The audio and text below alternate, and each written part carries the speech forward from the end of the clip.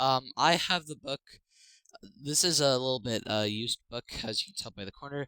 It's called The Handmade Alphabet by Laura Rankin, and I will be doing all the alphabet in sign language for you guys. Okay. So A is a fist, not like this, like this. So it's like that. B is you have your palm, then you want to close that thumb. B. C, you're making a C. Now, remember, this is the letter C, okay? The letter D is all the fingers down, except you want your middle finger, your thumb to be touching, close the rest, and your pointer fingers up for D. E is very similar to C, very similar to A, but it's actually like this. Alright? Following? Actually, no, the thumb is the bed of the rest of the fingers. It's like this. If you do this, they'll probably get the idea. Anyway, peers that are deaf. F is this. You're just throwing up 3, the number 3. G is, no kidding, it's literally just pointing. H is pointing, but it's not offensive to all cultures. This is the Walt Disney point. You can also do this, but that, or gun, and then you want to put this part away. I is this. You might think it's this, but this is I. J is where you trace it. K, you hold a peace sign, but you want to put your thumb in the middle and kind of angle it, sort of weird. It'll look like that, and it's like that.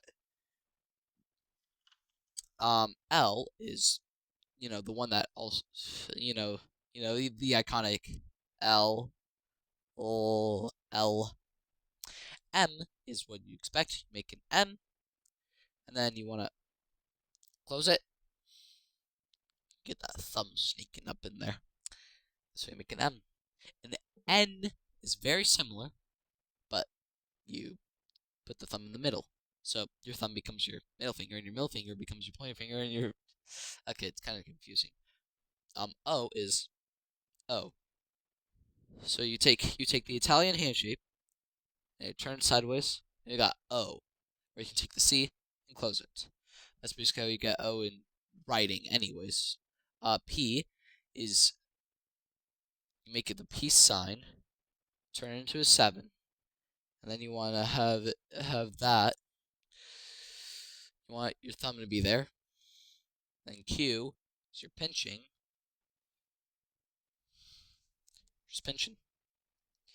R is exactly what you expected. It looks like no, it does not. It's actually cross your fingers.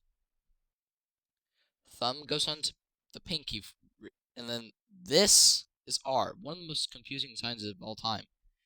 For me personally, S is exactly what you expect. It looks like the letter S. No, it does not. It's actually very reminiscent of A, M, N, and A, M, and N. This is S. And then T is literally just S. Actually, it's just the evolution. It's that. That is T in sign language. U is U for... So instead of this, it's like H, but you turn it this way. V is what you'd expect.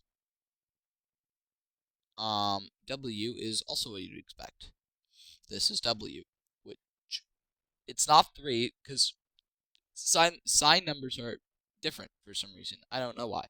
Oh, this one they actually include an X, right? Because it's the letter X. So I can actually figure out what I'm doing. This is X. I thought this was R and vice versa for a long, long time. Y is what do you expect? Y. You basically call me and then just do that. And then Z is what we did with J, except you're using your pointer finger to trace out the Z.